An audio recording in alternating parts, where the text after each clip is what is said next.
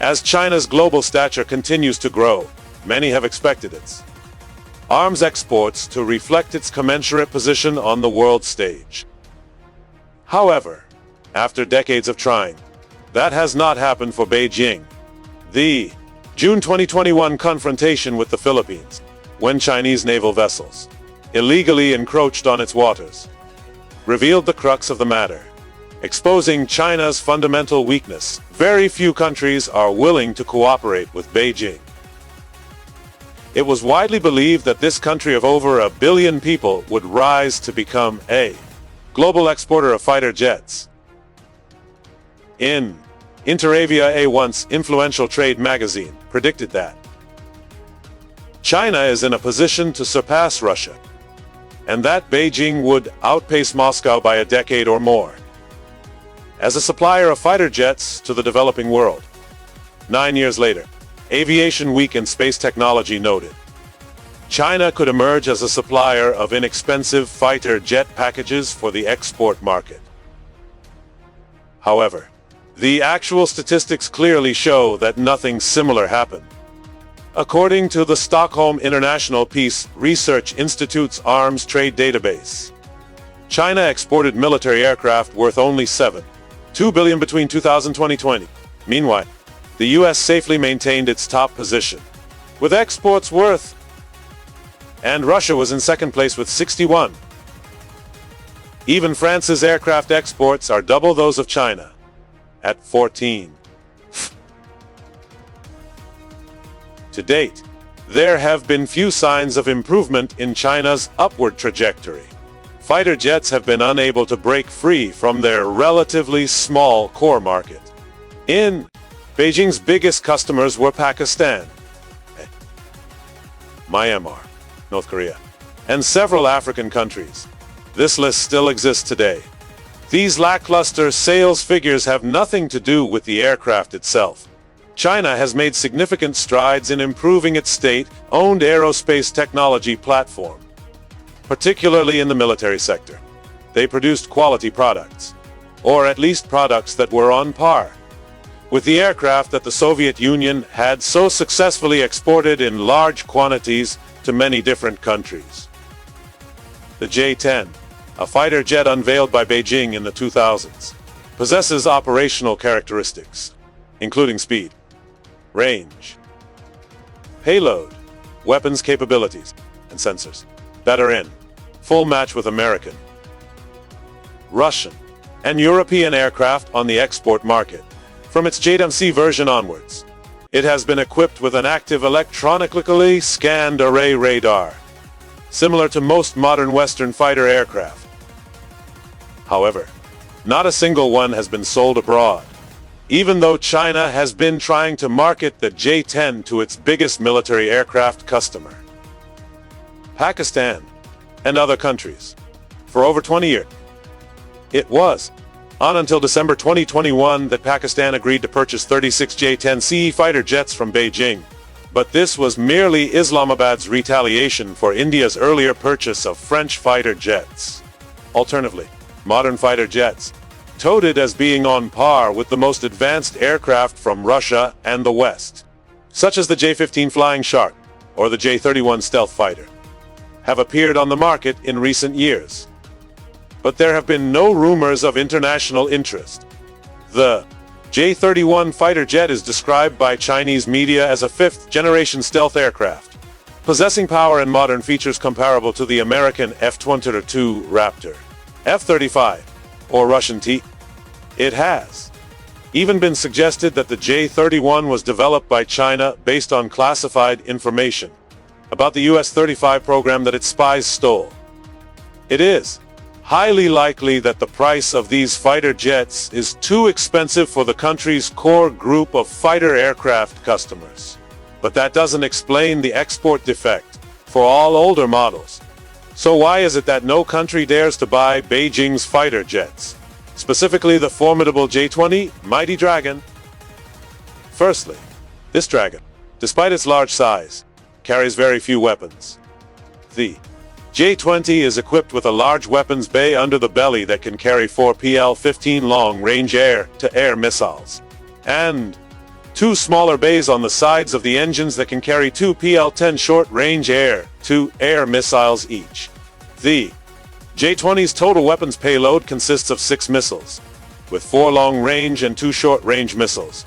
Additionally, the J-20 does not appear to be equipped with a cannon, or this feature has not yet been announced. Articles about the J-20 in Chinese media only mention missiles and make no mention of cannons. The lack of a cannon could be a major shortcoming for the J-20. Artillery is an indispensable weapon in close-quarters combat situations, especially after all missiles have been fired. The American F-22 Raptor stealth fighter can carry a total of 8 missiles, including 6 long-range and 2 short-range missiles, along with a 6-barreled 20mm 61A2 cannon. Meanwhile, the F-22 is smaller and lighter than the J-20. Meanwhile, Russia's Su-57 stealth fighter can carry 8 missiles, including 6 long-range and 2 short-range missiles, along with a 30mm cannon. Currently, the Su-57's weapons bay is highly regarded by military analysts because it can carry a wide range of weapons, including air-to-air, to-ground, and anti-ship missiles. Thus, the J-20 is the largest stealth fighter among the world's 5th-generation fighter aircraft projects. But it carries the fewest missiles. Why is that? There is considerable speculation regarding Beijing's carelessness, but one hypothesis that has gained the most support is that the lack of cannons indicates that air combat is not the J-20's mission. And it's even possible that China wants it to avoid mid-air clashes at all costs, because its target is not enemy fighter jets, but rather critical support aircraft such as refueling and early warning planes. From a tactical standpoint, the appearance of the J-20 could force U.S. forces to maintain a safe distance should a conflict break out. If this is China's intention, then indeed, domestically produced goods should be kept for domestic use, because very few countries would want to buy a fighter jet that isn't designed for close-quarters combat, specifically to destroy enemy aircraft, unless you want to buy it just as symbolic retaliation, like Pakistan did. Secondly, despite being praised by the Chinese press as mighty dragons, these fighter jets still only have a weak roar, because one of their key components, the engine, cannot compete with products from Russia and the United States. China's engine manufacturing technology lags far behind its Russian and Western competitors, significantly reducing the effectiveness of its domestically produced fighter jets. Western arms export restrictions prohibit contractors from selling Chinese military engines, forcing them to design their own engines, or use engines that Russia has agreed to supply to equip their fighter jets. During a demonstration in 2014, the J-31 fighter jet was heavily criticized by military experts for emitting thick black smoke from its engines, with many claiming that radar was unnecessary. Simply seeing this black smoke was enough to detect the Chinese stealth aircraft.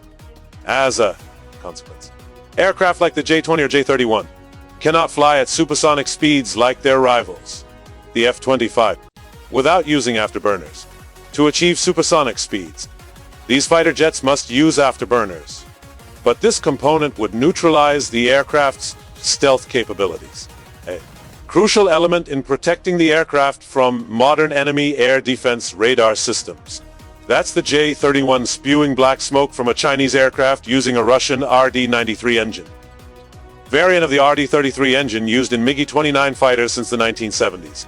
The engine, domestically produced by China and fitted to the J-20, is even worse. The WS-110A Taihang is the best fighter jet engine that China has been able to produce domestically, although developed based on, or rather copied from, the Russian AL-30UF engine. The WS-110A is still not perfect enough to become a primary engine for the country's defense industry. Short lifespan due to limited domestic technology, low reliability, and instability when operating for extended periods are the factors that make the WS-1A a scapegoat for the Chinese Air Force. It wasn't really safe after a series of accidents during its operational life. And the price China paid was not only the loss of aircraft, but also pilots. This makes it very difficult for them to secure lucrative contracts in the future, unless the Chinese Air Force completely replaces its J-11, J-16, and J-15 fighter jets with Russian AL-31F engines, instead of using domestically produced jet engines like the WS-10. The current combat capability of this force will not be ensured. This also means that the fate of WS-10 will soon be sealed, just as it was at the beginning. The J-20, nicknamed the Mighty Dragon, still lacks sufficient power as it remains dependent on engines imported from Russia, and naturally, no customer would appreciate that. However, according to military experts, the best explanation for this failure is China's foreign policy. They have become a great nation without friends. The Philippines is a perfect example of why China's ambitions to export fighter jets have stalled. Over the past 5 years, Philippine President Rodrigo Duterte has attempted to steer the country toward decoupling from the United States and moving closer to China. Furthermore, in the years prior to that, the country had never purchased a new fighter jet, as its limited defense budget only allowed for the purchase of used jets from the United States. At the time, Manila was short on cash and eager to establish closer ties with China. This is the perfect formula for Beijing to create a breakthrough in the fighter jet export market in a key country in the region. If the Philippines were to eventually acquire several squadrons of Chinese fighter jets, while simultaneously requesting that the U.S. Navy stay away from its former bases, as it did in February 2020, the world would view this as a major coup in China's foreign policy. However, that seems unlikely to happen.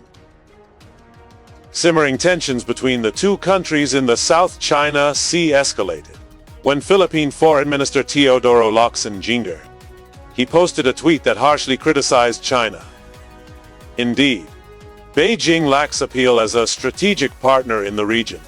Other countries did not reap many benefits from the strategic relationship with China that came with purchasing their fighter jets. Yet, in major regional markets like Japan, South Korea, Taiwan, and Singapore, almost all of their military aircraft come from the United States. 4 of these countries are partners or customers of the F-35 fighter jet program, and all would play a significant role in any conflict with Beijing. That's a serious danger. While Beijing struggles to find customers, Washington's position as a military exporter is poised for even greater growth. Over the past decade, India has begun purchasing more than $12 billion worth of U.S.-made P-8 maritime patrol aircraft, C-17 and C-130J military transport aircraft, and AH-64 and 47 helicopter. The first sale of U.S. fighter jets to India is highly likely to happen within the next decade. China should be afraid to leave. But what is the most important takeaway from all of the above? The point is that manufacturing good aircraft and various other weapons will not help China's defense industry or enhance its strategic power if it truly lacks friends. Thus, the fighter jets produced by Beijing are gradually becoming the outcast on the world's fighter jet export rankings. In your opinion, which country will follow Pakistan in acquiring these Chinese-made drones? Please share your predictions in the comments below. Don't forget to like and share if you find this video interesting. And now, Viet Quang bids you farewell and looks forward to seeing you again on the next journey.